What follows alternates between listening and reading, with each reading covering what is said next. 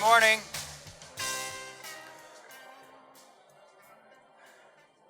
I need my sunglasses. Good morning. Please come in and have a seat. There's plenty of seats throughout.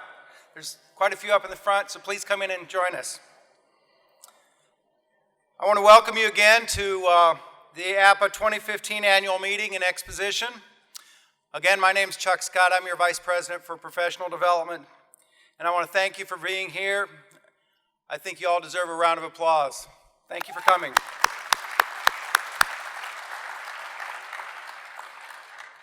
We have 3 very exciting days ahead of us.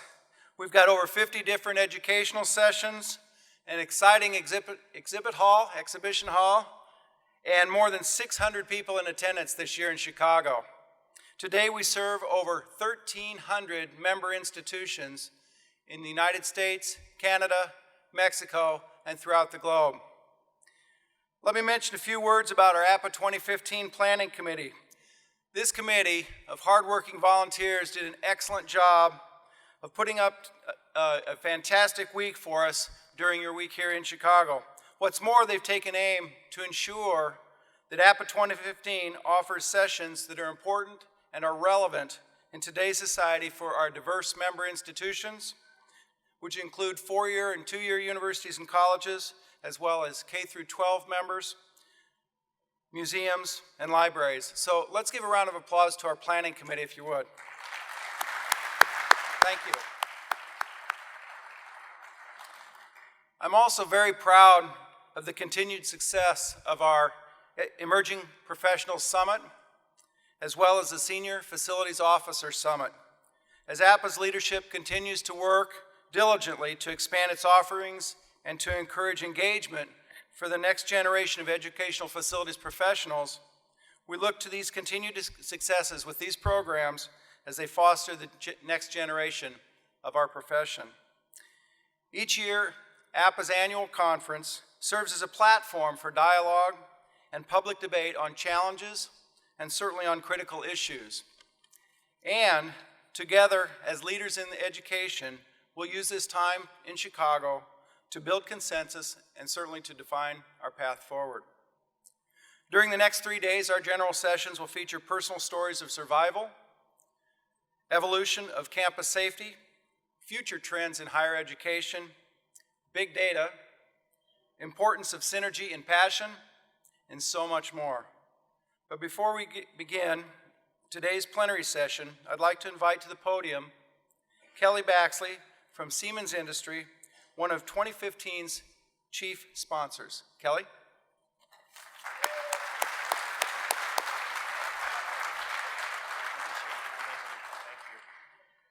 Well, good morning, everybody. How about this skyline behind us, huh? Little boy from Paris, Texas looks pretty good in Chicago, doesn't he? You know, every year I've had a chance to do this, and I get up and I say, welcome, Board of Directors, President.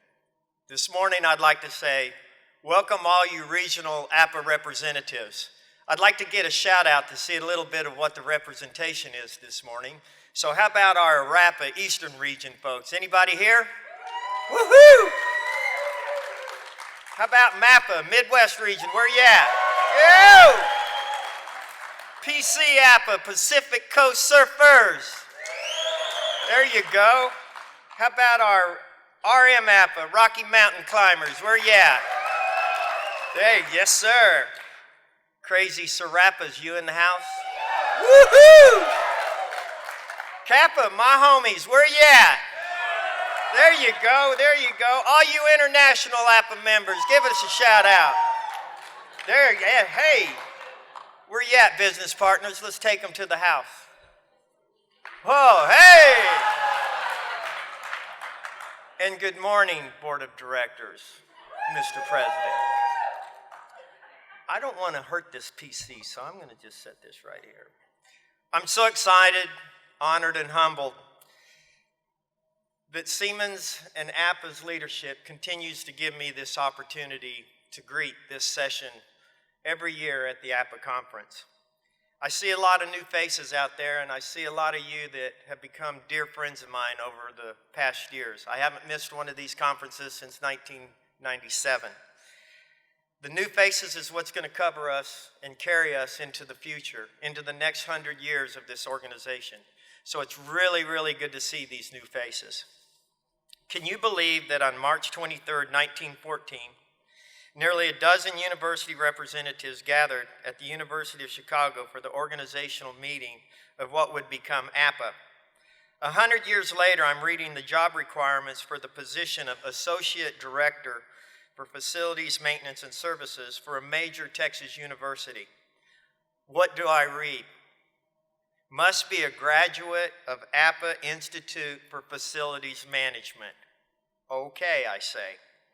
On May 19, 2015, the inaugural issue of APPA's Standards and Codes Action Update was released announcing, following a 30-day letter ballot of the American National Standards Institute, ANSI, the Executive Standards Committee, APPA has been formally approved as an ANSI-accredited Standards Development Organization, an SDO.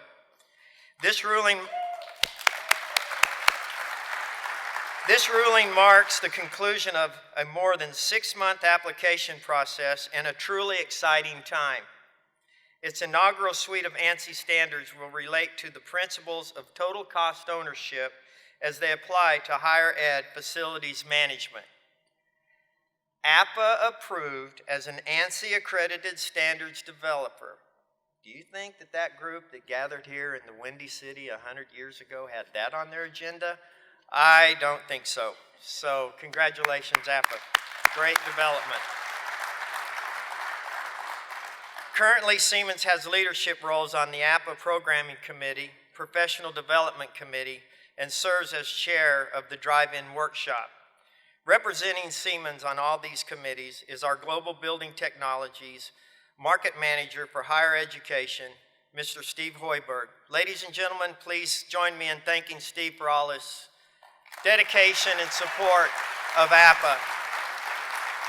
I've told you in the past that Steve's the guy that's responsible that goes to the ivory tower of Siemens and gets the support for our activities here. So thanks, Steve. I appreciate the support for all these years. Siemens has assembled a team of experts this year supporting the APPA conference representing our newest technologies. Our feature this year is the Campus Security Technology, Advantage Navigator, and the Total Integration Solutions, the Desigo CC. Our booth number is 401, and we really would appreciate coming by and visiting with us and letting us show and share with you our ideas. We're also proud to be sponsoring 2 educational sessions and 1 roundtable. On August 4th at 1:45, please join us for the Internet of Things is Coming, Brace Yourselves. On August 4th at 3 p.m. as well, Campus Security Technology Innovation.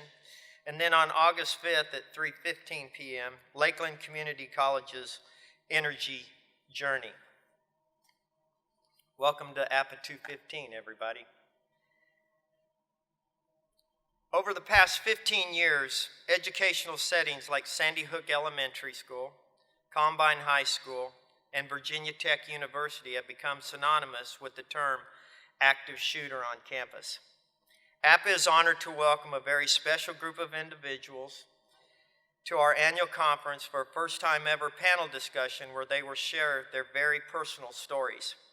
As facilities professionals, you are asked more and more to interact with responders about buildings, mechanical, locking systems, personnel, and overall building management. When I was informed of this panel, I had just watched the 1993 acceptance speech of the legendary coach and inspirational speaker, Coach Jimmy V. Valvano, for the Arthur Ashe Courage Award given every year at the annual ESPY Awards. In that acceptance speech, he told the world that every person should do 3 things every day. He said, you should laugh, you should think, give thought, and you should have your emotions moved to tears.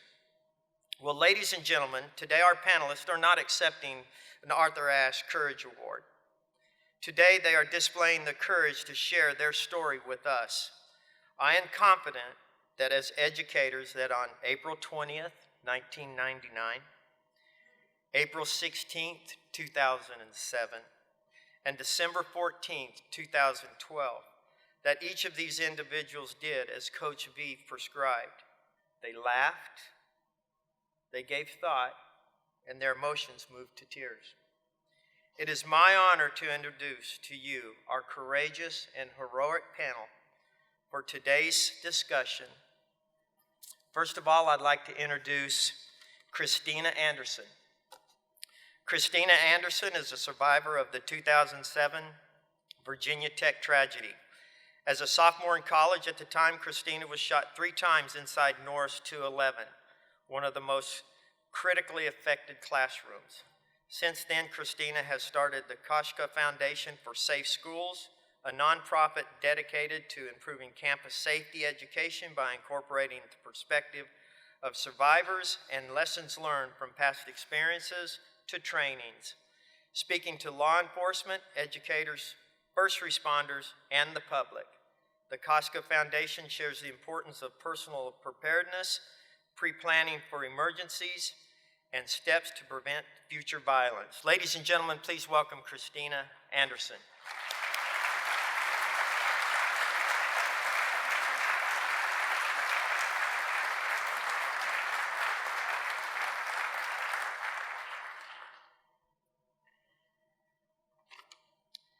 Natalie Hammond. On December 14th, 2012, Natalie Hammond was wounded multiple times in the shooting at Sandy Hook Elementary School in Newtown, Connecticut. Natalie has been an elementary educator for 19 years. She began her career as a classroom teacher. After 16 years of teaching in 3rd and 5th grade classrooms, she moved to the role of lead teacher, coaching other teachers in completing building administration duties. In August, as she has done throughout the past 2 years, she will be part of the 3-person panel to encourage increased communication and positive partnerships and lend themselves to preparedness and action not only in public safety, but also with facilities. Natalie now serves as the assistant principal in a Connecticut elementary school and works with her 26 Angels Foundation. Ladies and gentlemen, Natalie Hammond.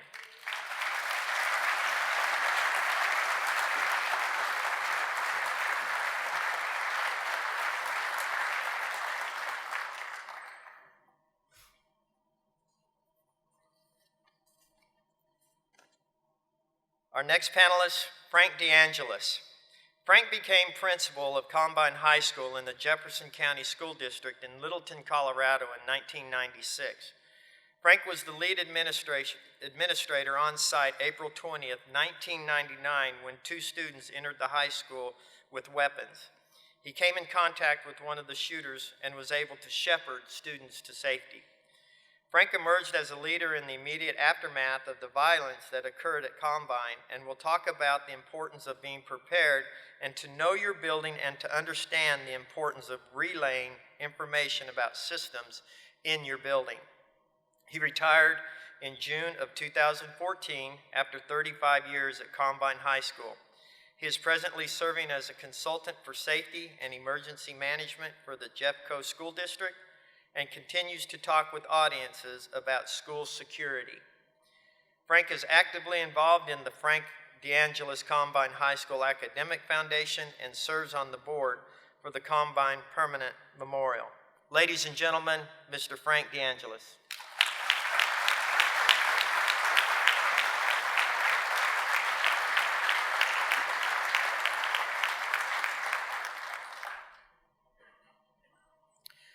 Today's moderator, the gentleman that was responsible for putting this panel together. What an amazing feat this is. I'd like to introduce to you today's moderator and coordinator, again, of this amazing panel, Mr. Keith Woodward, the Associate Vice President for Facilities Operations at Quinnipiac University. Welcome, Keith.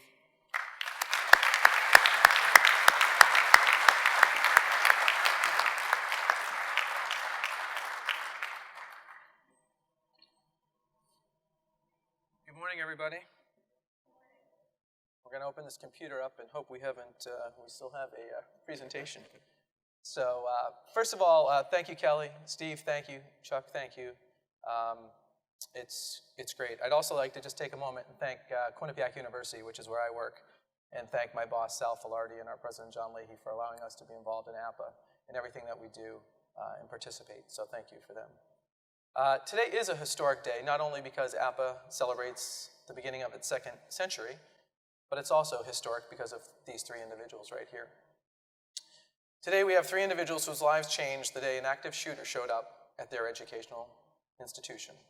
As Kelly referenced, educational institutions not only deal with this on a public safety level, but also on a facilities level. And we are asked to respond more and more as facilities professionals as well as safety and security professionals. While it's true all 3 of these individuals are associated with Sandy Hook, Columbine, and Virginia Tech, you will hear their stories this morning about how one day, and in some cases less than 15 minutes, changed their life. But make no mistake, these are stories about triumph. What's historic about this group is they've never been on the same stage together at the same time. And truly, we are thankful for that. So, enough of me jabbering away. I think it's time to hear a little bit about their stories. So, we are leaving time at the end for questions, because we know a lot of you will have questions. And there are 3 microphones set up, and we will do our best to get to as many questions as we can. And in addition, Kristina, Natalie, and Frank will stay afterwards if you've got questions for them specifically. All right. It's my pleasure to introduce Kristina Anderson.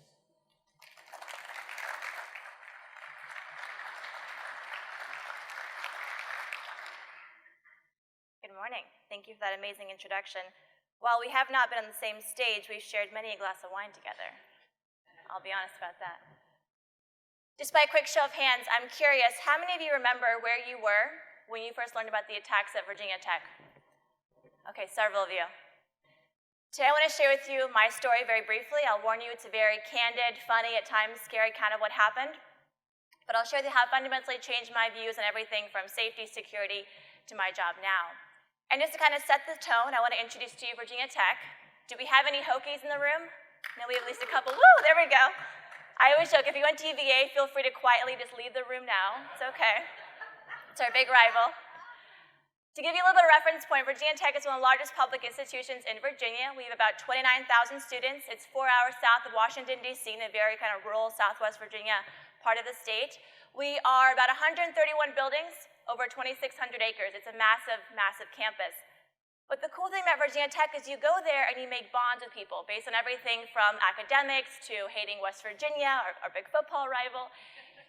It is the last place you'd ever imagine something this about to happen. All of this fundamentally changed on April 16th, 2007. And for me, that day began like any other day, in that I was late. I woke up only when my friend called and said, I'm on the way to come pick you up for class. I was living off campus at the time. And instinctively, I lied and said I was ready to go. In reality, I jumped out of bed and I got dressed. I remember pulling open, you know those like shitty blinds you have in off-campus apartments? I pulled those apart. It's never gotten such a great laugh. You guys are great. You're awake. I love it. I love it. I pulled it apart and noticed the first thing that was strange about that day, it was snowing. We've had a pretty hard winter in DC in the Northeast, but it was definitely strange for it to be snowing in Blacksburg in the middle of April. So the only decision I made that day, the only thing I had time to think about, was what kind of shoes I was going to wear. The joke was that I would wear flip-flops in the middle of winter no matter what. For whatever reason that day, I chose the closed-toed shoes. And I know it sounds like a very small-minded decision, but it actually makes a lot of difference a little bit later on in the story. My friend and I was put off to class. We did talk about skipping class that day because we were already running late. And our next course had a really great coffee shop in it. So we thought, okay, we'll go get coffee and a bagel. But Frank is heavily tied to attendance. You would literally get a check mark just for showing up and being there, and I needed all the help I can get with my grade at the time. We head to campus, and we parked up here in the northern parking lot. To give you kind of a reference point, like I said, it's a massive campus, but the south here is the residential portion. Student center and library extends out to the bars, the downtown, the post office, where he eventually will go and mail his DVD manifesto to NBC. And the campus is pretty bare, so we quickly just made our way towards Norris Hall. I want to pause here because many of you have probably seen this image before in different media accounts and things like that, just to say what an insignificant building this was on our campus. This is my first and only classroom inside Norris Hall. Norris is an engineering building. It's 3 floors with a basement. The most interesting thing about Norris Hall is the entire building only has 3 doors. From where I'm standing right now, I can see 6 behind us, but police have since described this building almost like a fortress, in that door, which has since been replaced, is extremely, extremely thick. The walls are very, very heavy. And also kind of the L-shapedness of it. So what you're seeing here is a shorter part that extends out and a longer part that goes. If you're trying to trap people in a certain place, logistically, it's a good building to do so. My memories were always run into the front of the building. I was usually late, make a fast left and go upstairs as quickly as possible. Colin knew a faster way. So we actually climbed to the entrance to the 2nd floor, and this is what we saw. This is a renovated image of Norris Hall. So imagine back then, white stark wall, very narrow hallway, not a lot is kind of hanging on the walls themselves. As we got there, we had to kind of count down the doors to see which one was ours. We hadn't been there that often, so we didn't really remember. Right as we got there, we got into a little bit of a fight as to who was going to go in first. And I made my friend Colin walk in because our teacher really liked him. This is what the classrooms actually look like that day. This is not my classroom, but they're all very much the same, like white stark walls, laboratory-esque. One solid wooden door that does not lock. The only difference is we had chalkboards back then. They put up whiteboards afterwards to cover up the bullet holes. But this is my rendition of the space. It's a 22 by 25 room, one solid wooden door up here. And this whole left side here is the windows that extends out into the sidewalk that we just came in from that morning. You know how in classrooms or lectures, we don't have assigned seats, most of us typically sit in the same exact areas that we're most comfortable in, right?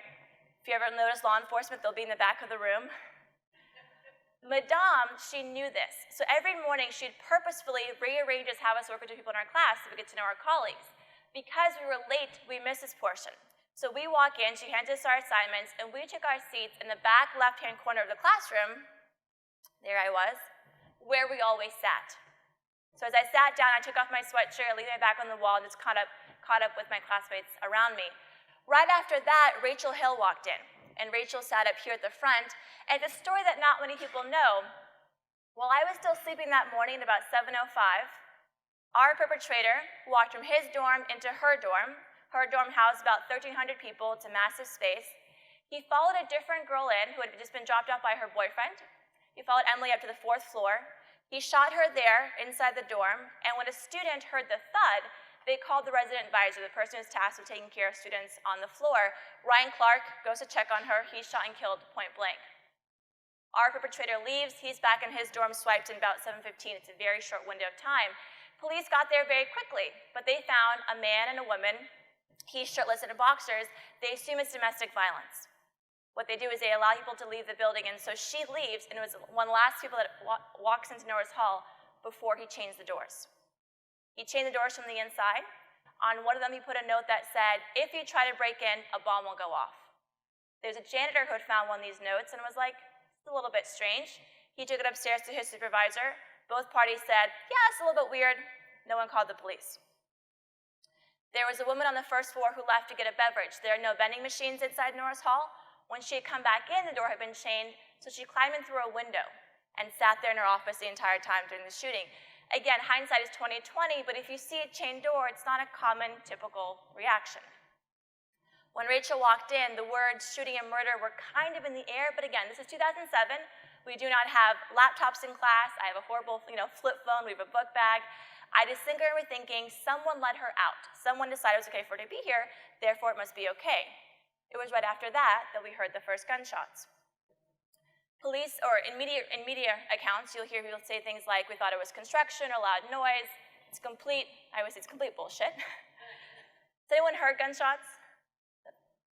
I know, okay, a couple of you. They are extremely, extremely loud, especially indoors. We all kind of stopped and looked at each other with this sense of alarm. And there were some classrooms he had peered into beforehand to see which ones were the most amount of people. Even then, people said, we thought it was strange someone was lost so late in the semester, but no one kind of got up and asked him, what are you doing? Can I help you? He did not peer into our classroom. I physically felt and heard the intensity as he's moving up. And what I equated it to was an axe being taken to a piece of wood, like chop, chop, chop, chop. and my teacher kind of went in the hallway. She probably saw him because he was geared up. She came back and she said, "Call 911." Another student recalls hearing her say, "And get in the back of the room." In those seconds, I got on the floor. The desks that we had were the one-unit desks that you slide into, you put your arm around and books go underneath. I got on the floor, I put my knees in the chair, stomach on seat, hands overhead, and just kind of waited. And the last thing I remember seeing was Matt and Henry at the front of the classroom kind of push their arms out and extend. I think they're trying to get the desk to the door, but literally as they push, he walks in. He shoots them first, goes to the other side of the classroom, and takes an active shooter, stands there. From him being out in this space to there on the other side is probably 5-7 seconds. It was extremely, extremely quick. And as he got there, I kind of looked up. So I'm thinking, okay, whatever is outside the space is now here in our room. And I look up, and I see him in the back left corner from me. I see kind of a khaki-colored shirt and a hat. He's got 2 black things that are here that are mags. He was very, very heavily armed. He doesn't say anything. He doesn't pause. He literally just starts shooting. He goes down the rows of people one by one. It's very quick. It's very methodical. It seems very planned. And for a few seconds, the thought that I had was, brace yourself. Your turn is going to come. I didn't know what that meant. I didn't think I was going to get shot, but I could tell that it was very sequential. It felt like a heat wave that was coming closer and closer and closer.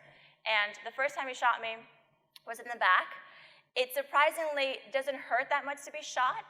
It's very, it's surprising as hell, but the initial impact as it kind of travels within you feels like a very sharp ping, like a flash. And as it stops there, that dullness and that burning, that sensation, that part really does hurt. But the initial impact, you could, depending on what the injury is, you can survive. He left our classroom. He came back 2 more times and eventually took his own life in front of the room. The shooting lasted about 10-12 minutes, which, as you can imagine, as you're holding on for your life, is an incredibly, incredibly long amount of time. I'm going to play for you very quickly cell phone footage that was taken outside of the building by a student. You're going to hear a lot of the gunfire, like the snow from that day. If you listen closely, you hear 2 rounds of fire, one on the inside of him and police on the outside as they're trying to break in.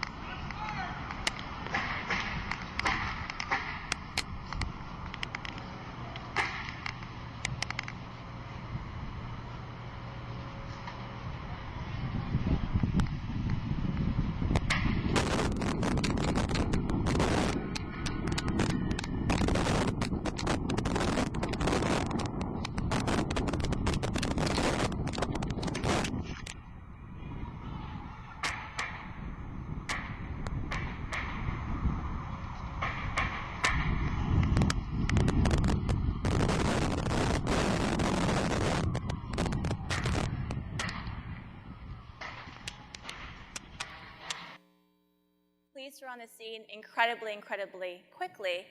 The issue were those doors. They were very, very thick doors, and if you can imagine, you have 150 people on the inside that are trying to break out as you're trying to break in. They didn't know if they're letting in the good guys or the bad guys.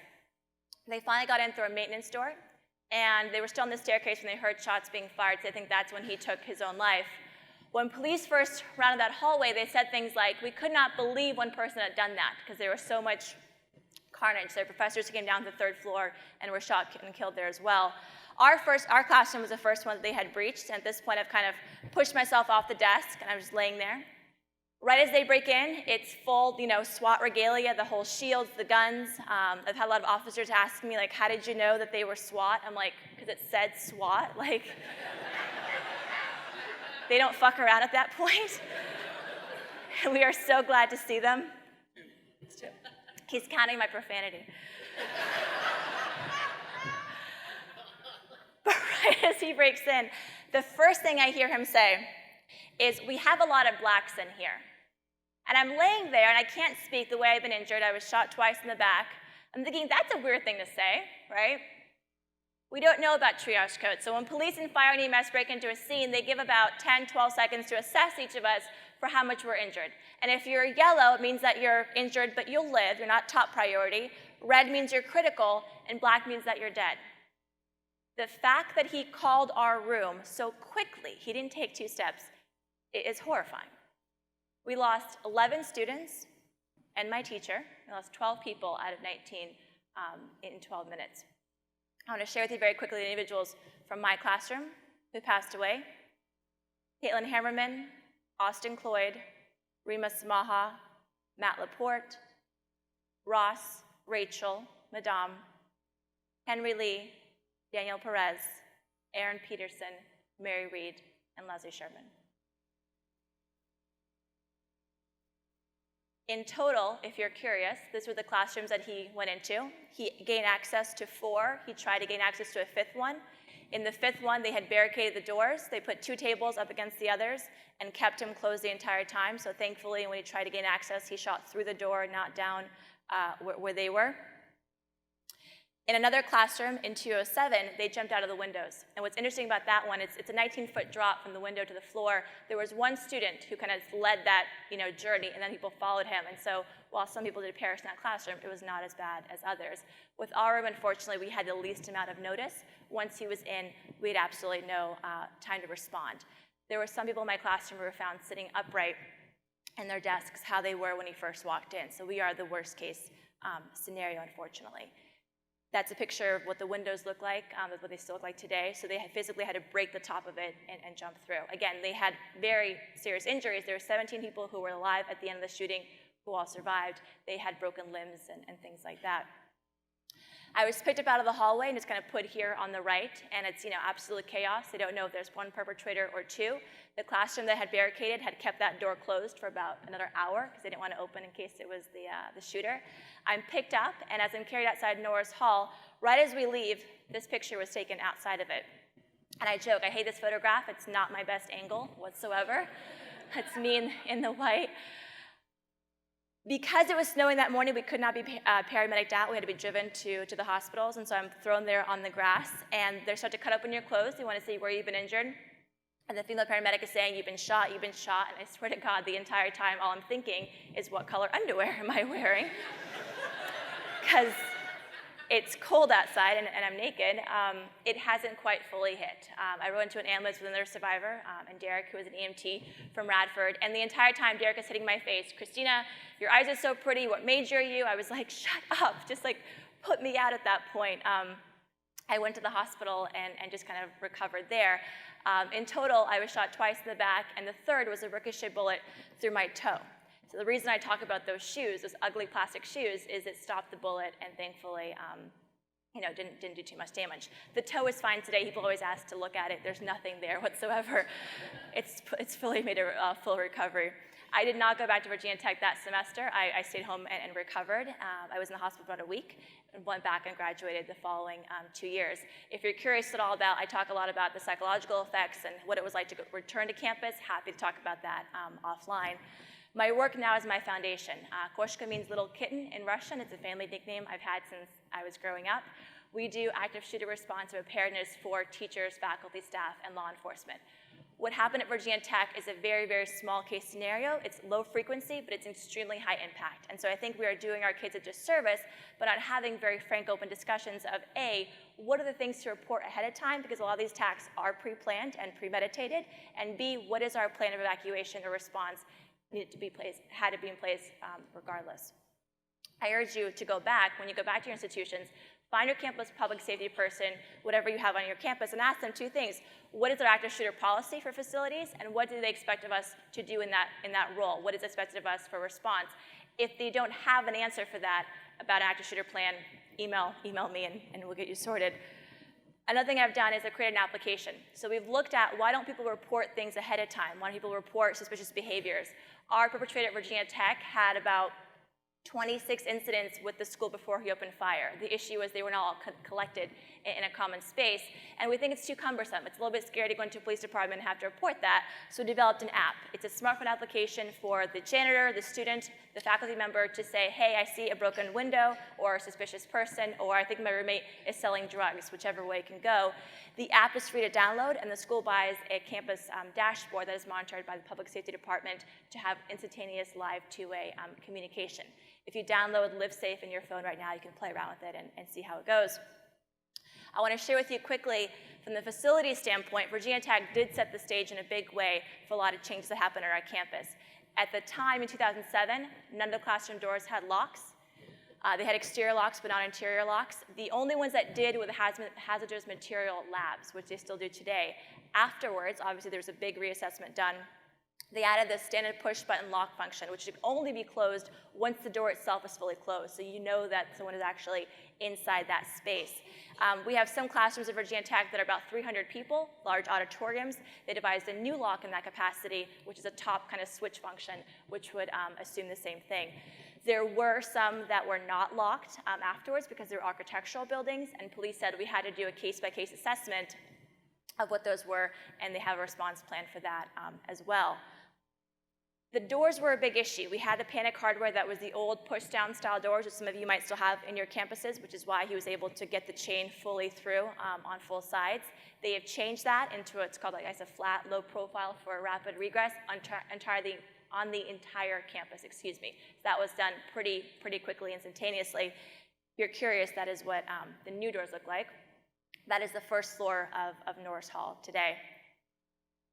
The emergency response plan that was in effect on that day was 2 years old, and it did not include an active shooter strategy.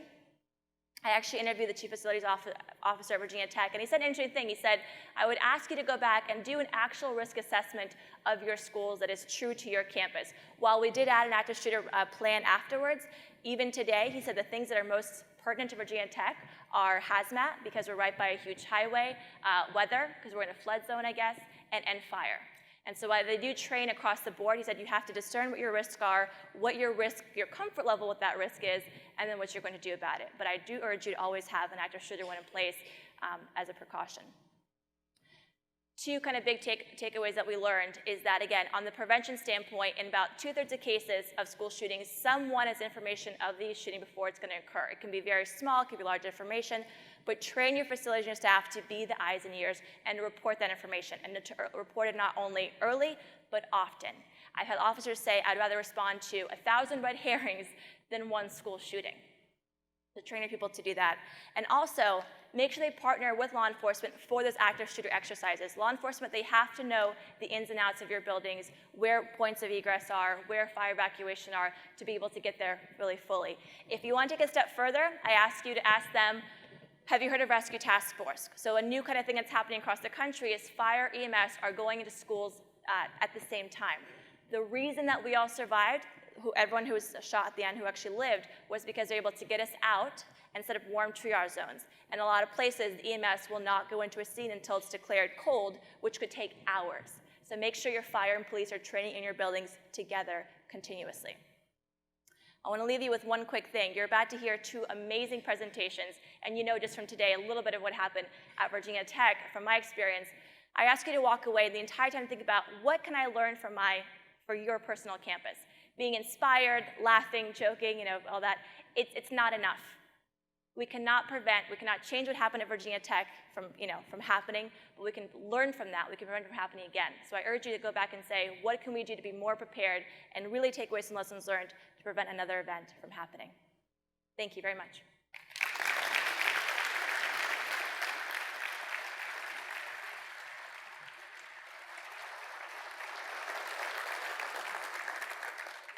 Thank you, Kristina. And we've, even at Quinnipiac, we do distressed student training for our custodians. All of our custodians meet with our counselors to look for distressed students, so if we can do anything to prevent that ahead of time. Up next, from Sandy Hook, Natalie Hammond.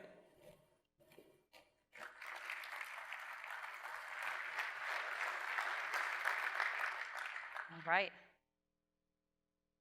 I had the privilege of joining Frank and Kristina in 2013 when things were still very fresh and raw for me at the briefings in Colorado. So I had the privilege of working with them, but on a different level. And it's amazing how quickly friendships grow, and I know Frank will talk a little bit more about that. But even hearing her story today and having lived through it myself, I got choked up. So hopefully you guys are holding on, because I know this is tough conversation to have.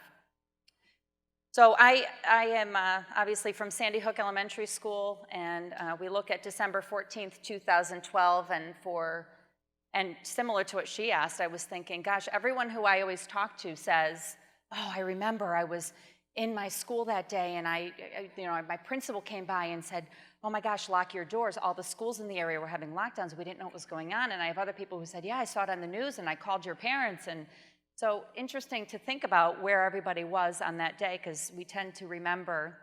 I specifically remember 9/11. I specifically remember where I was when Columbine happened, when Virginia Tech happened. December 14th, 2012 was the best day of my life. Unfortunately, it was also the worst day of my life. On December 14th, 2000, my husband and I were blessed with a gorgeous baby daughter. She's now, as you can do the math, almost 15, going on 21, and driving me to get lots of gray hair. But I couldn't be happier. That day brought us such wonderful, wonderful memories and terrific, terrific things that we knew every year on December 14th we'd be able to celebrate. And on December 14th, 2012, just like Christina, I woke up ready for work. It was going to be like any other day.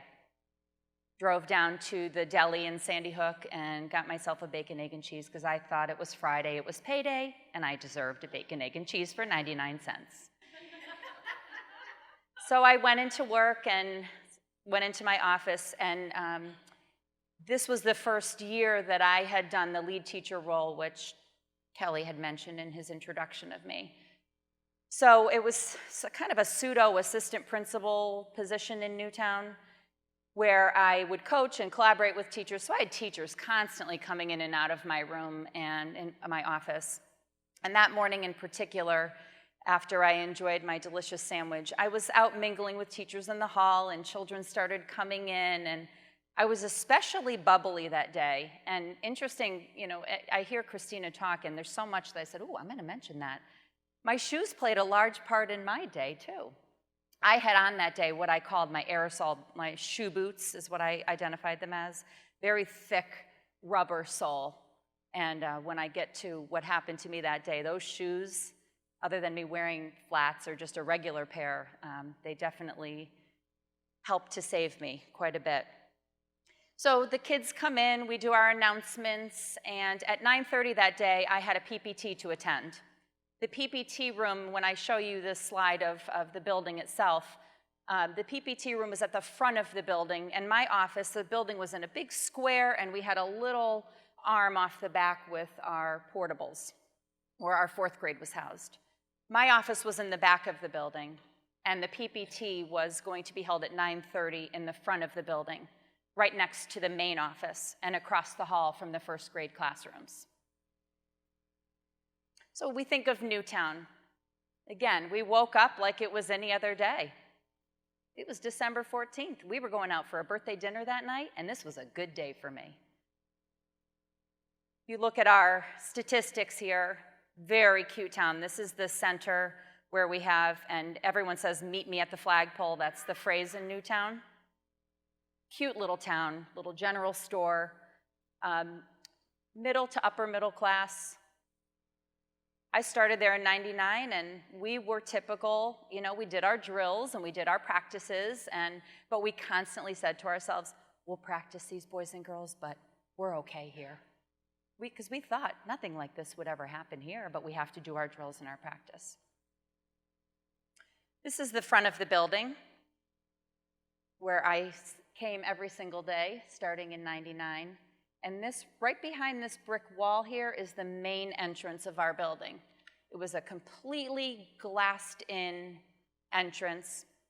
We had our surveillance cameras. We had a buzz-in system. We had a camera that would focus right in on the person standing at the door.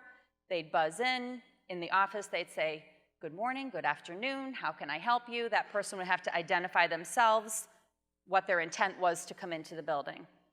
We were doing pretty well. And again, I want you guys to take a look here. So this is the main entrance.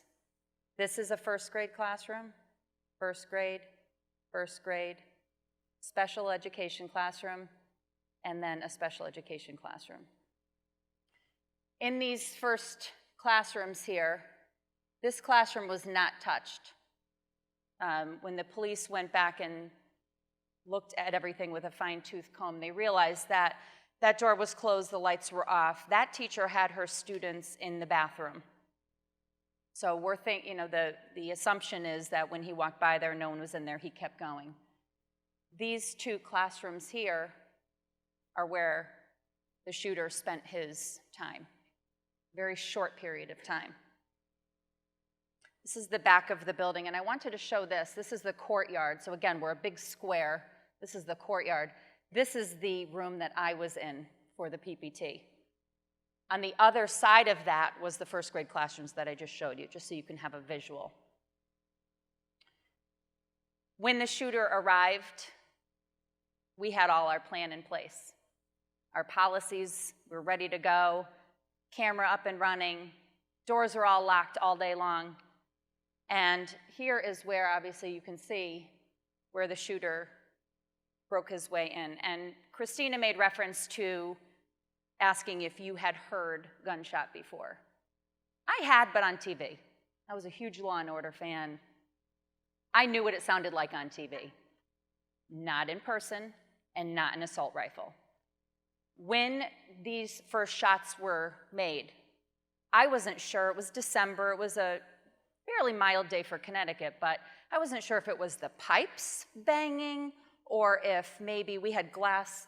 Actually, you can't see them here, but to the left here, we had glass casings that had kids' artwork in it. I'm not sure if one of those fell. It was a very strange new sound for me. So my principal and the school psychologist and we were the head of our crisis team in the building. So when the noise happened, we are down the hall from this, probably about 20 feet down the hall. The office is directly in front of where you see the shooter came into the building. So we're pretty close. Principal quickly, I can't describe the look on her face, but it wasn't terror, but it was, okay, something's wrong.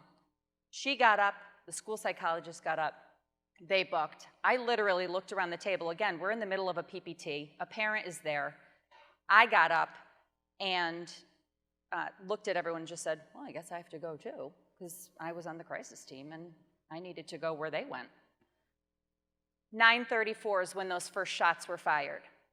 9:34 is when I, with my principal and my school psychologist, ran out of the room. The door opened out into the hallway. Every door in our building had a huge glass porthole window. When I got outside the hallway, all I could do is look to the left, and the shooter was about 20 feet from me.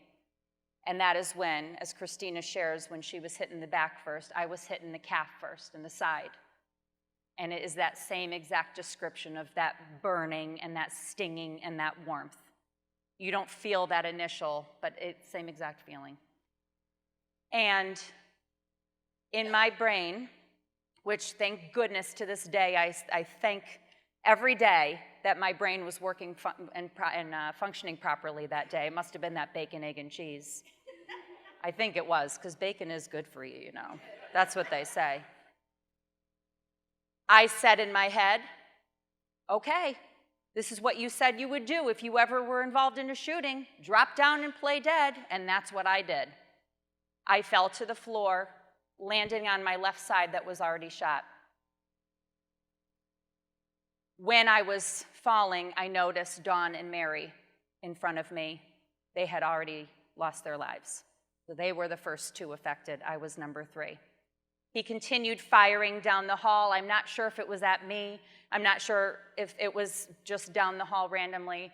And the doctors and even the police were not sure how many more. But I had 4 wounds total on my body. They're not sure if some ricocheted and what happened, but I had 4 separate wounds on my body. One, my left hand, and most people said, oh, thank goodness it was your left hand. I'm a lefty. So it really wasn't, thank goodness. But as you can see, I can hold a clicker just fine. So 9:34, when everything started, is also when our custodian, who was taking the place of our regular custodian that day, made that first 911 call. And for those of you who have watched the process and watched the TV media, You may have heard some of those phone calls. Many, many were made. After I was shot, I kind of opened my right eye, because again, I'm on my left side, and I noticed that the shooter was not there in that spot looking down the hall at me anymore. I crawled myself back into the room that I was just outside. I literally opened the door, my body was here, all I did was crawl back in, and for the next what seemed like hours of the day, held the door shut with my right hand. So I laid on my left side in that room. I notified everyone to take cover, which they were all doing fairly well. I let them know what had happened out there, and for the next 4 minutes, over 250 rounds were fired. At 9:38, and I'm telling you, I thought hours had gone by. At 9:38, law enforcement arrived. We had the state troopers from Southbury, actually where I live. They came from a couple exits away. They came very quickly, as well as our town officials. So here we are in this room, and it was mayhem. It was yelling outside the hallways. It was confusion. It was men, like she said, men with the SWAT team on, with their badges on, coming in, all with rifles in their hands. It was a panic. And I specifically remember a state trooper coming over to me, and we've become very good friends since. He put his arm on me and he said, "I'll be back." And to this day, it is the thing that is hardest for him to remember that he had to do. And all I thought to say to him was, "I've never been so happy to see someone in my life." The shooting at that point obviously had stopped. We knew that we were in that room, okay? I was the only one in that room who was able to get back in, who had left the room. But it really made me start thinking. It really made me start thinking as I saw the process after that. I obviously was brought to the hospital. I was there for, I think, 5 days. Yeah, 5 days total. And while I was in there recovering, things kept going through my mind. And when I got out of the hospital, my husband and I sat down together and we really talked about it, and the cops would come and we'd have conversations about it.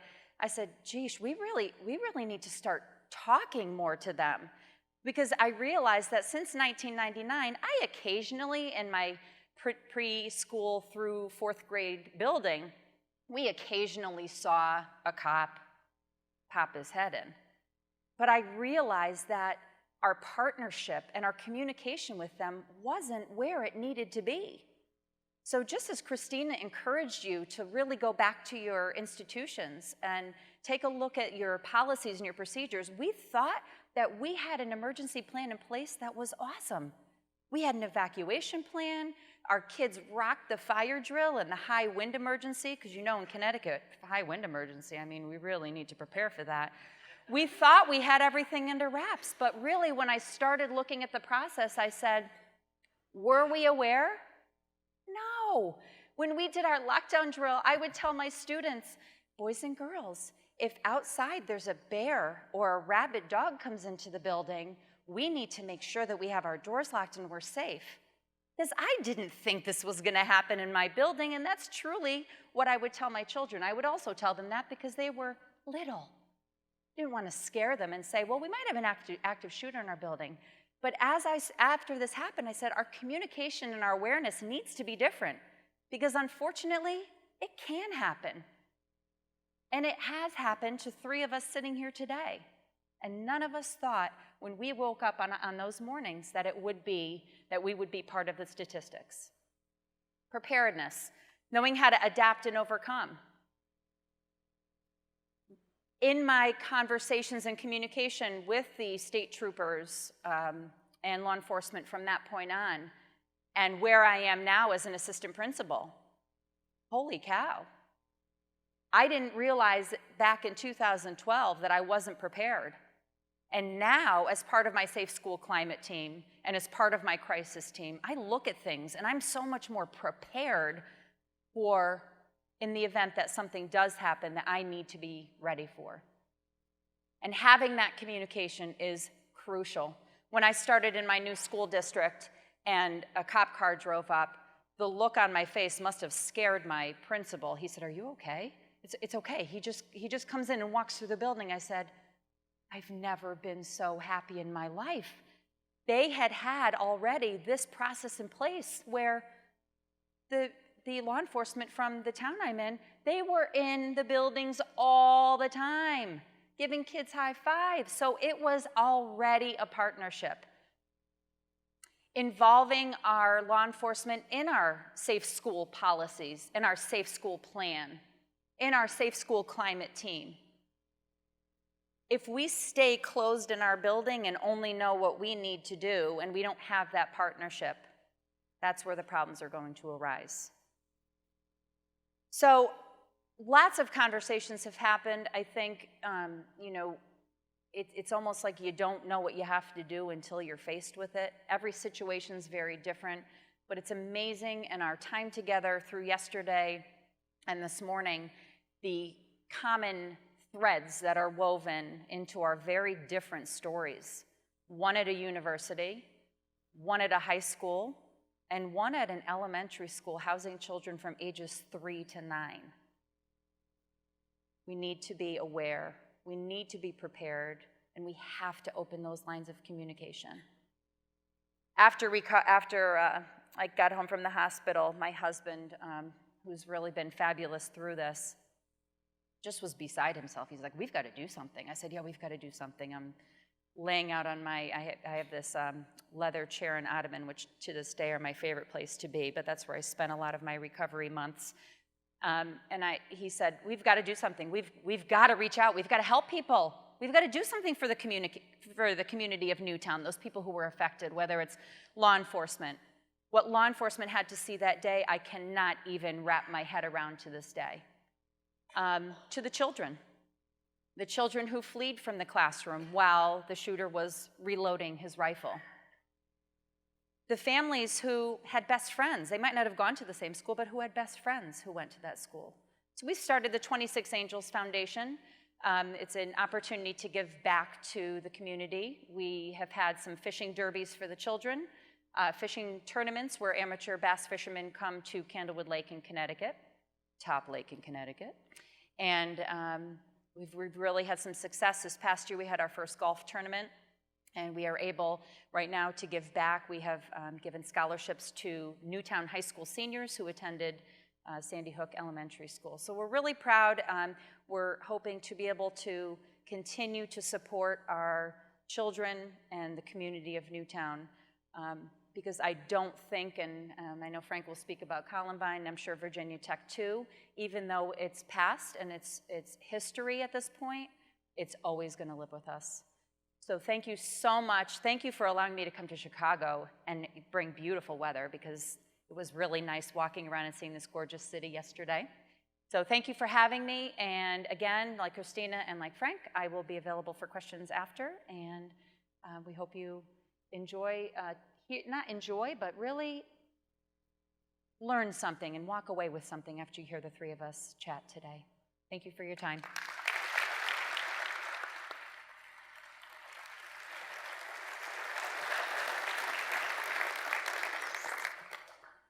You ready, Mr. DeAngelis? All right. Frank DeAngelis, Columbine High School. Thank you. I really do want to applaud Kristina. She only used profanity twice, and I've presented with her, and she's done a 90-minute conference, and I saw SWAT team members blush. So, Kristina, thank you. You know, a time to remember, a time for hope. It was April 20th, 1999, and 13 people lost their lives, and they were killed by 2 of my kids. And there's nothing I could do to bring back the 13, but I made a promise from that day forward I was going to do everything in my power until I could no longer do it, to go out and hopefully prevent other school shootings from occurring.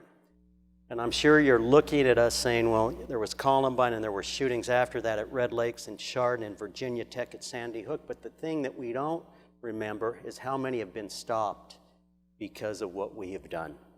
And so we're just honored to be here today. And just a little bit about myself. I'm a native from Colorado, the Mile High City. And that has really taken on a whole new meaning now that we legalized marijuana.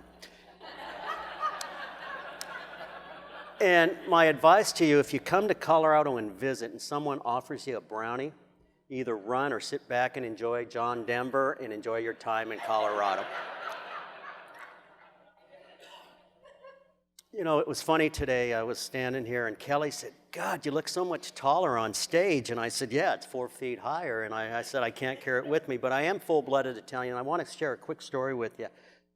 Full-blooded Italian. And I was presenting at a conference, and a guy comes up to me and he says, you're Italian, aren't you? And I said, well, how do you know? He said, you look like you're from the movie The Godfather. And I said, well, thanks for profiling. But anyway, he said, I love Italy. I love the language. I love the food. I love the architecture. He said, please tell me something in Italian. I said, well, you know, my grandparents are from Sicily. My grandmother was from northern Italy. I said, but my dad's from New Jersey, and my mom's from Colorado. And he said, but no, tell me something in Italian. And I said, I don't speak the language. He said, I'm going to keep pestering you until you say something in Italian. I said, if I say something, you'll go away. He said, yes. So I said, shut up and get in the trunk. And he left me alone, and that was the end. And so that was the end of that. And so anyway, at Columbine High School, you know, I wore many hats. I was very fortunate to start my career at Columbine High School in 1979. I had an opportunity to teach and coach Christina's stepdad. He's a graduate at Columbine in 1999.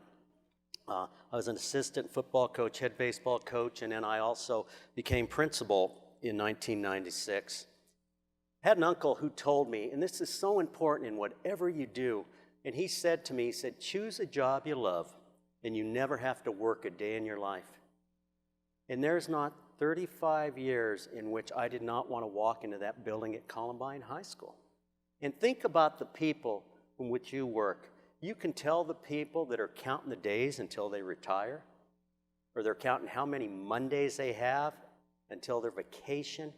And I never got to that point in my life because I really felt, I made myself a promise, if I dreaded walking into a building, if I dreaded doing my job, it was going to impact my kids, it was going to impact my staff, and more importantly, it was going to make a decision on how I came to work each and every day. And so I chose a job, and people asked me, would I do anything differently? No. I love teaching, I love being a principal, and I love being at Columbine High School. A little bit about Columbine High School. And it's amazing when I go out and talk around the country and in Canada, people will tell me your community and your school is just like our school. Columbine High School is the largest school district in Jefferson County School, over 85,000 students, 152 schools. There are, I'm trying to think, it's in Littleton, Colorado. Now, our facility is 250,000 square feet. It's a 2-story building. And right, yeah, I'm pointing at that. Can you see that? Yeah, anyway.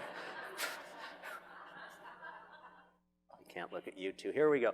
Here's the bottom floor of the cafeteria, and then up here is the library, and where most of the killings occurred. And down here, Danny Rohrbaugh died. And then over on the side there, Rachel Scott was the first to lose her life.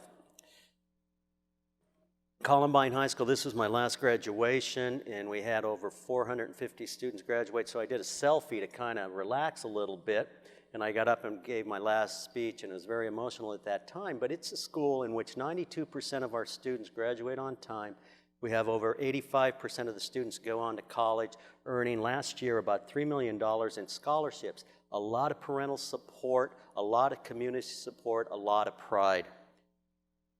We had an advanced placement program, an international baccalaureate program. We also have programs in which we have the highest special needs kids in Jefferson County. We had over 150 kids that were on individual education plans. Our school had an opportunity to march in the Rose Day Parade in 2002. I was in my 3rd year as principal in April 20th, 1999. It was a normal day, and my shoes did not have an impact on me on that day like the two ladies. But it was April 20th, and I did not start out at Columbine High School. I was at a hotel for a conference for our business students that were doing a recognition for the awards that they had received through the Future Business Leaders of America. So I got to Columbine. It was around 9:30, and I was getting ready to go down to cafeteria duty, and I was one of the few principals that really enjoyed cafeteria duty because it gave me a chance to be with my kids. Well, I was late on that particular morning because I was having a conference with Kiki Leba, who's a near dear friend of mine, and we were sitting in my office, and all of a sudden my secretary comes in and she said, "Frank, there's been a report of gunfire." And I'm saying, gunfire? It doesn't happen at Columbine High School. We have all these kids that go on to graduate, college and graduate on time. It's a wonderful community. The first thing that crosses my mind, it has to be a senior prank. I ran out of my office down the hallway, and then my worst nightmare became a reality. And the gunman was coming towards me at about the same distance were those doors, and I remember vividly what the gunman was wearing with the baseball cap turned backwards. He was in a white t-shirt, black vest, and then I heard shots ring out. And the first thing that crossed my mind is what it was going to feel like to have a bullet pierce my body, because I had never been in a position like that. And I froze, and I went through something later that I learned. It was fight, flight, and freeze, and everything slowed down. I could not remember the fire alarm system going off. If it was going off right now, we could not carry on a conversation. But what I remember distinctly were the flashing strobe lights that were going off. I remember glass shattering behind me, and all of a sudden, my attention got redirected because there were some girls coming out of the gymnasium area getting ready, or the locker room ready to go to gym class or PE class. Many things happened that day, and I'm sure Natalie and Christina could attest to this. They're talking about the shoes they wore, what they were doing. On this particular day, I have a set of keys and about 35 keys in my pocket. The gunman's coming towards me. The girls are coming into where the gunfire is taking place. So I go down this little alcove. All the doors are locked because we're in lockdown. I reach in my pocket and pulled out the one key that opened every door. I tried that for 15, 16 years after, and I have not been able to do it. And people said it's pretty remarkable that that happened on that day, because when you're under this stress, your fine motor skills diminish. But for me that day, I truly believe it was not my time to go. And I think back to that day, it was a war zone. And talk about where we have come since then. Whenever I go out and speak, people thank me, and I said, "Why are you thanking me?" Because they said, "We learned so many lessons, what you were doing then compared to what we're doing now, what was happening at Virginia Tech, what was happening at Sandy Hook. Those were lessons learned from Columbine."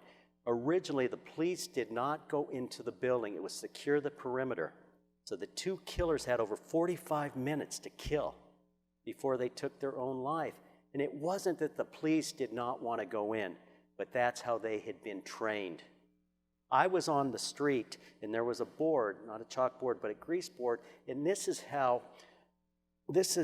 bad it was at that particular time. I got out of the building about 20 minutes after the shooting started, and there were police officers that were asking me to draw the floor plans of the building.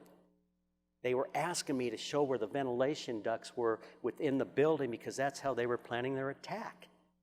I could not even remember where the numbers on the doors were. It got to a point the fire alarm system was going off. They were going to put a bulletproof vest on me to send me back into the building to shut off the fire alarm so the police officers could communicate. And on that day, we hear about so many heroes. Dave Sanders lost his life. And by the way, if Dave Sanders did not walk up the staircase the time I came out, I wouldn't be standing here today. This is a cafeteria. We are fortunate, and I know you're going to say, how can you be fortunate you lost 13 people? And we'll always remember them. They gave their ultimate sacrifice, their lives. But if the bombs would have exploded on that day, we would have lost 600 people. And Natalie talked about awareness. These two killers walked into that cafeteria during the day with 700 kids in there carrying a duffel bag with 2 propane tanks. They placed them perfectly. They learned how to make those bombs on the internet. And they were built perfectly, wired perfectly. What they failed to do is have the detonators be metal on metal. And that's the only thing. And it would have leveled the building, and we probably would have lost 600 or 700. Their intent was not to come into the building and kill kids. They were going to wait outside as the kids ran out and staff ran out, and they even had their cars booby-trapped, that when the first responders showed up, they were going to explode, killing more. So it was a well-thought-out plan. They were psychopaths. And our custodians that day, John Curtis and Jake Valentine, shepherd kids to safety time and time again, jumping over pipe bombs that were exploding. You know, one of the most difficult things for me that I had to go through that day is we had a reunification center down at the elementary school. And I can remember there were people on the stage, and I finally made it down there about 8 o'clock, and buses were transporting kids from Columbine High School to the elementary school. And parents were coming up, and needless to say, the parents were hugging their kids, and there was a lot of emotion, there was a lot of security. All of a sudden, it's 8 o'clock at night, and there's still parents in that building. But there's no more yellow school buses coming. There are no more kids walking across the stage, and these words resonate in my mind on a daily basis when the grief counselors came over and said, "Frank, will you go with us to tell the parents that they probably lost their child on that given day?" And all of a sudden, I'm no longer wearing that principal hat. I put on my parent hat thinking, what would that be like, that you send your child to school and they would never return? And it happened on my watch. Knowing that the fathers would never walk their daughters down the aisle, knowing that their mothers would never hold that grandchild. And it happened at Columbine High School. And that is something that is etched on my mind forever. And a piece of advice that I could give to you, it's a marathon and not a sprint. And they can tell you, it's been 16 years for me. And for them, it's not a day that you wake up, and it's not that you can't move forward. That's why we're here today. But the important thing is people feel you're going to wake up someday and everything's going to be back to normal. It doesn't get back to normal. And it's not that you can't survive and move forward, but we had to redefine what normal is. Had a lot of support with my family and friends and people like Kristina and Natalie. And the aftermath is taking its toll. And I know during question and answer time we're going to provide some more information. We'll go into more detail. But over 75% of the people left within 4 years, which was uncommon at Columbine High School. We had our facility people all leave because there was so much pressure placed on them, because when teachers went in the classroom, they taught, but the facility managers had to make sure that they were aware of all the people that were in the hallways. And I'll tell you, at a high school level, during the day, I'm not worried now because we have security. Where I worry is at night, because our school is open from 6 o'clock in the morning till 11 o'clock at night. And all of a sudden you have a custodial staff that's cleaning, but are they monitoring the people that are coming to games or plays or activities? And that's something I think when you go back to your school, is there security at nighttime or after hours? Lessons learned and changes made. What are some of the things that we've done? And we can go into more details like this. We have keyless entries. Right now we have computerized floor plans for every building in Jefferson County. We have exit doors. On that day, we had kids that were stuck in the science wing because the shooters were outside and they could not exit. But now they can go through an exit door that gets them outside. We have all these things in place. We can disarm fire alarm remotely. There's lock boxes for police officials. And I think the message that they said is communication, communication, communication. And that is the key. And I want to end my presentation because people ask, why did we go back into the building?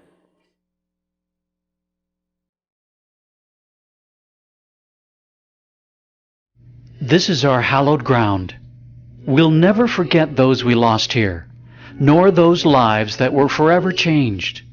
It is our duty and our commitment to provide safe places for our children to learn and to thrive. We will never forget.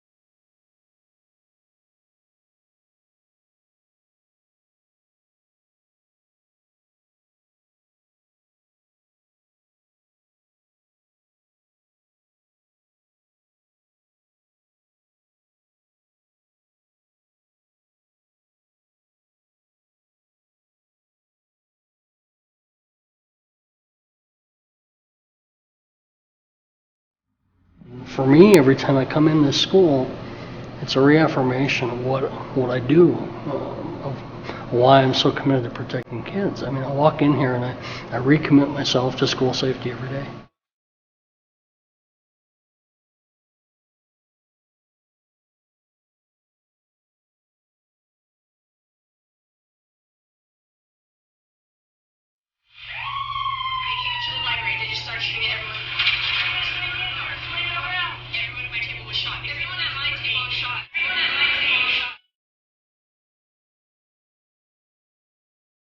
It's I think the first tragedy, other than maybe 9/11, that was aired live, right? And the whole world saw what we were dealing with that day. And I think it was the first time we had seen kids impacted. There was a very difficult decision to be made whether or not to come back in this building or not, and got input from parents of the deceased, the injured, but also community members. And the wide majority of people, percentage of people, felt that if we do not come back in this building, then the two killers won. So we made that commitment, but we all agreed that we could not go back into the library because that's where so many of our students were killed. And then, Danny Rohrbach and Rachel Scott were killed outside of the library, and Dave Sanders outside of the library. But we felt we needed to build a new library, and it was to the cost of about probably $3 million. And what was so heartwarming is we had phase one, in which we took out the floor of the library, which was the ceiling of the cafeteria, and we have an atrium. And that was the first phase one, but then we had to come up with $2.5 million to build a new library. And what was so heartwarming, we had some big donors, because the funds had to be raised privately. But to see little kids come in with their piggy banks and said, Columbine, even though this is my college fund, you need this more now than what we need it. And in that library, in that memorial, was a labor of love. And I think that's why it's such a place of reflection, knowing that we came together not only as a Columbine community, but as a country, as a world, we came together.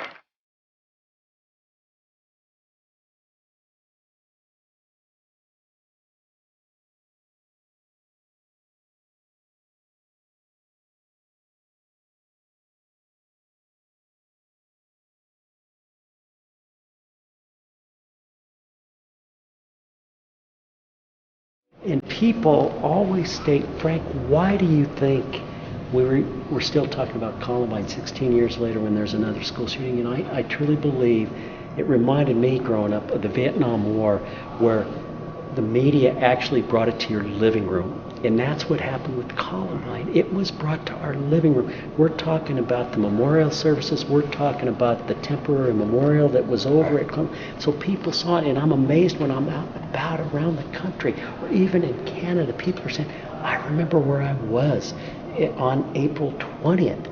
And to me, I get chills. I get chills now thinking about, because when people ask me about John F. Kennedy, I remember where I was when John F. Kennedy, or when the Challenger exploded. And there are people that this Columbine tragedy had such a major impact on everyone. But the one thing that keeps us going, I think Patrick Ireland, the boy in the window, stated, he said, I'm not a victim, I'm a victor. And I think that represents Columbine community. We're not victims, but victors. And as Don Anna stated, that we're no longer, we can't bring our kids back, but we could make this world a better place.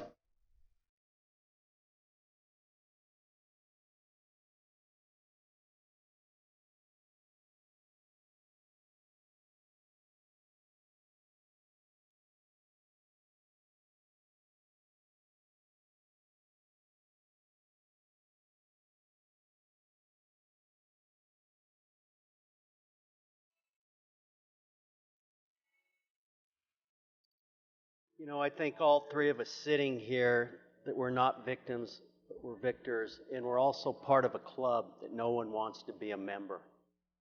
And last night at dinner, we were having this conversation, and we said that during our lives, we can't determine what happens to us, but we can determine how we respond.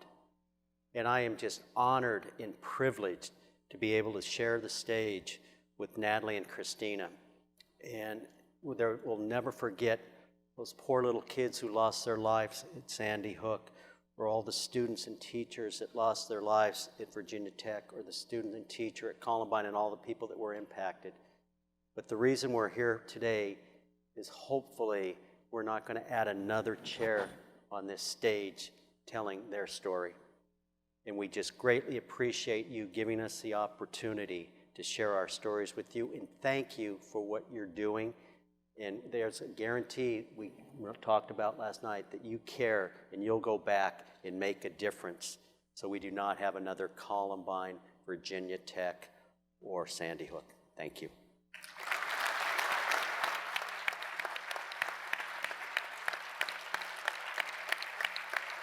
Stand up.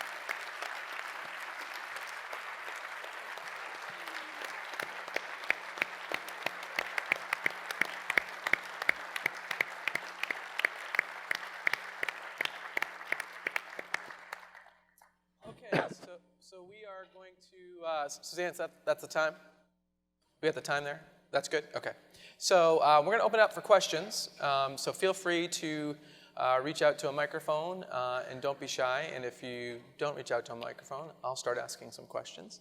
So why don't I just start with, Frank, I think one of the things when we were talking early on was, and you talked a little bit about it, but that day, you're laying out building floor plans on a police car because you needed to tell the responders where people were. Can you talk a little bit about that and how that's changed? I think it's so important, as Natalie pointed out, I think during her presentation, is those open communications. What happens if you have to shut off a gas valve ventilation system? What people on your team knows? What happens is that if the key person's not there? I mean, if my facility manager was not there and I was not there, do my assistant principals know what they need to do? So I think it's so important when you are coming up with these plans that you have all the right people sitting at the table.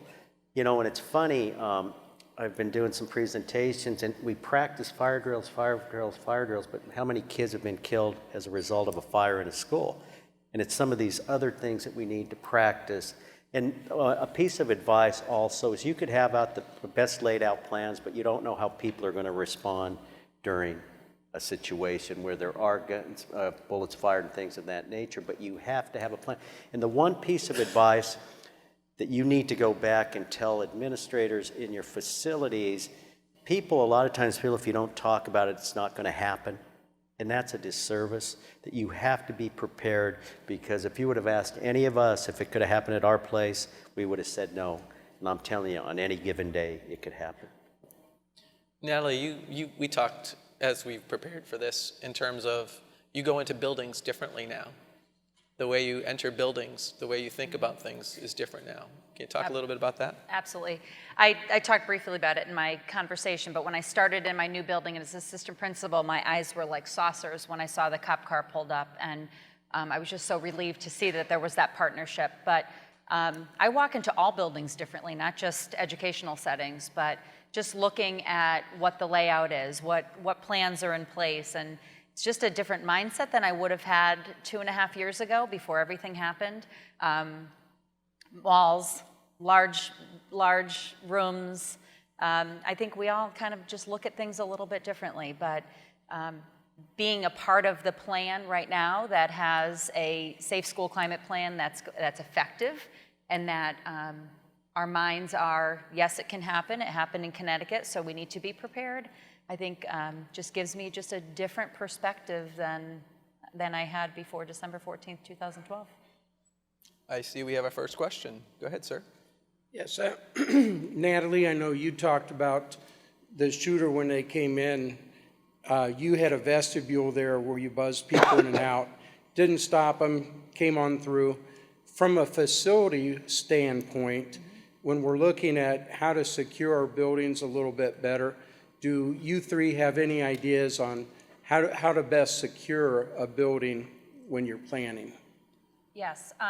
One of the things that has been put into place, I know, at a lot of facilities since these tragedies really started rearing their ugly heads, and actually when I was at the briefings in 2013, I had the privilege of seeing there's some tape that can be put over the windows that can really, and the way we look at it is buy time. I'm not sure who did the presentation at your facility when we were there in 2013, but 3M has a tape that you can put over. It's pretty much invisible, but the demonstration was showing a sledgehammer going through it, and it took quite a long time to even break that seal, because what happened that day is, as you saw, we had those huge glass panels, and all it took was a handful of shots with his assault rifle to get through that, and with plenty of room for him to walk through. So I think that's a very simple, quick fix for those of us who are looking at buildings that have the large glass vestibules or that open area. So that's my experience. And one thing to add, you could have all these things in places. You could have security cameras, you could have this tape, but the other thing is a human element.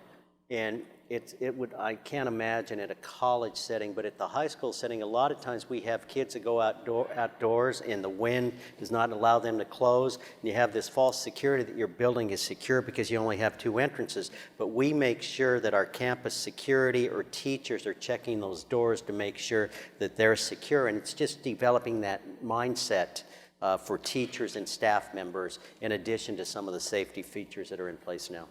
Then I have one more question, if I could. Yeah. There's a lot of controversy going on right now with locking devices, and it sounds like, first of all, it takes a lot of time when this is happening, and from a fire marshal standpoint, they're very much against that due to egress situations.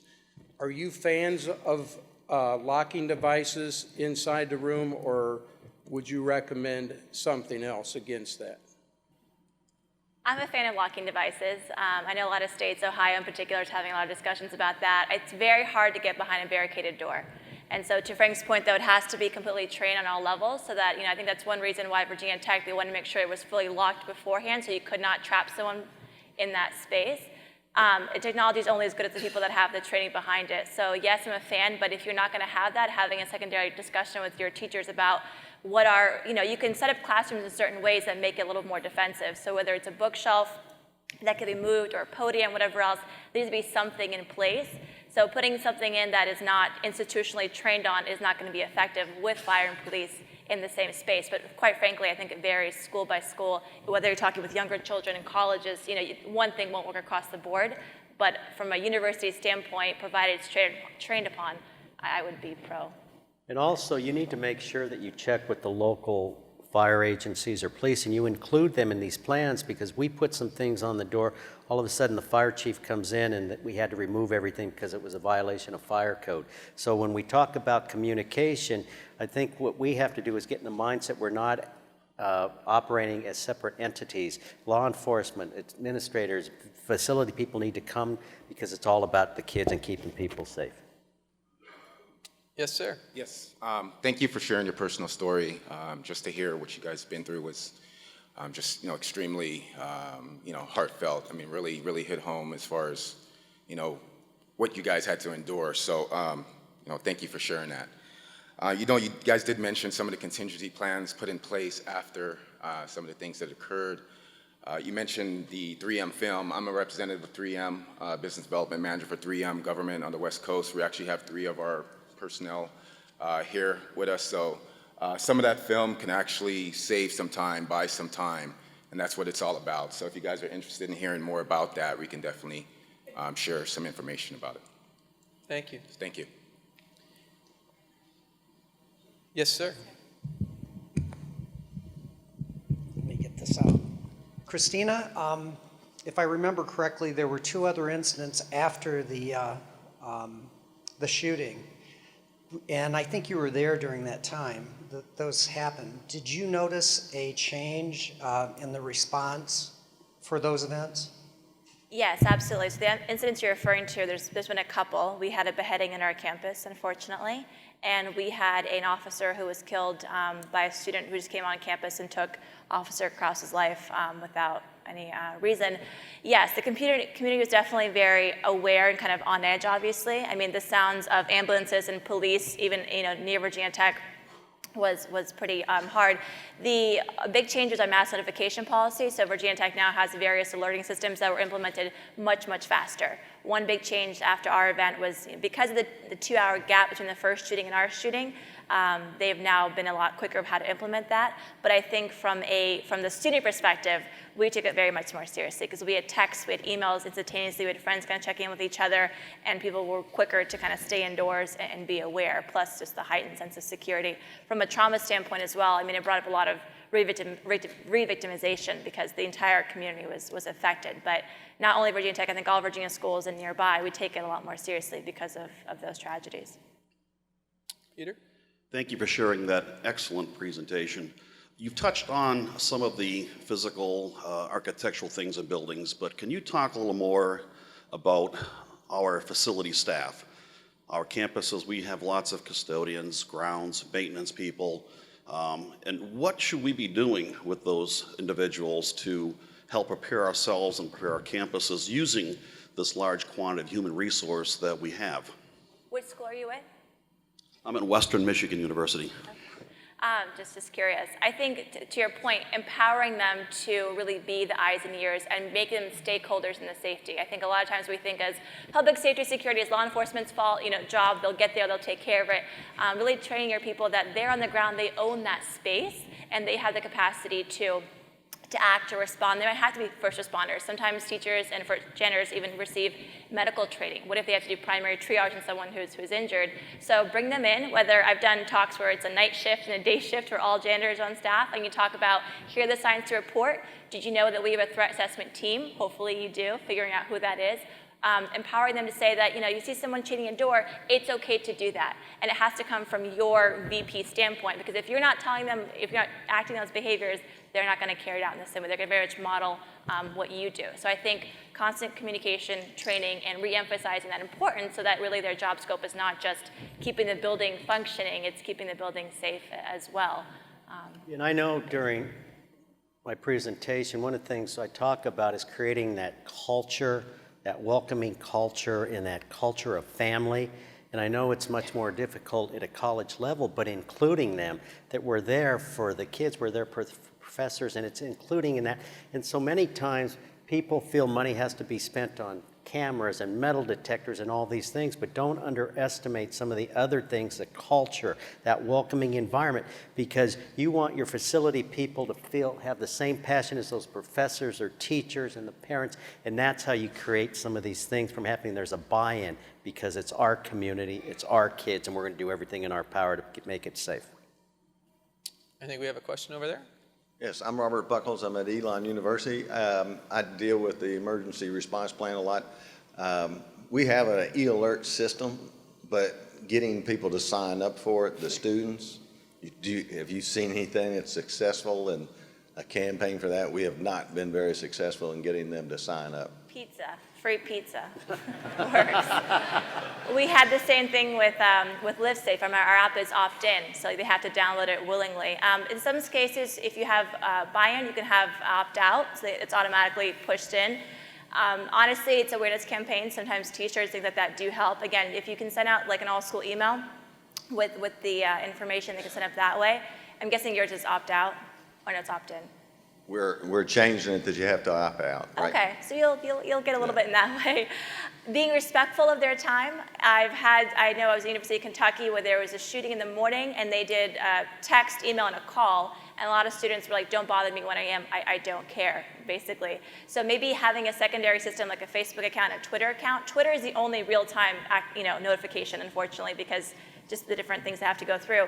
Use that to send out more of the constant updates and use your alerts really for the lockdown, the school's canceled, and things like that. They might be more willing to stay with you in that capacity. But it's a thing that a lot of schools, I think, unfortunately have to deal with. Thank you very much. Okay. Thank you, guys. Incredible, awesome, better than we could have imagined. These three.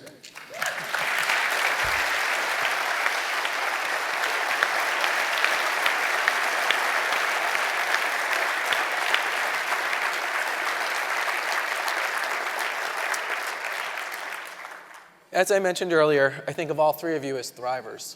You guys have come through the other side and appreciate you being here. Siemens, thank you very much. Kelly and Steve, thank you very much.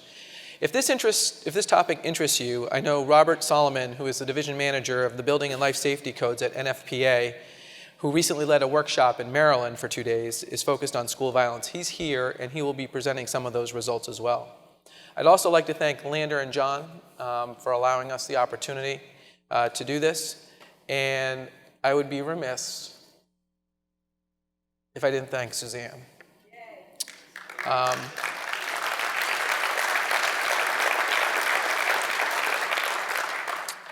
I came to Suzanne in October of 2013 with this idea, and she pretty much just said, go with it, do what you got to do, and it's been great. So thank you, Suzanne. All right, lastly, if you choose to support, these are the foundations, and with that, I will turn it back to Chuck.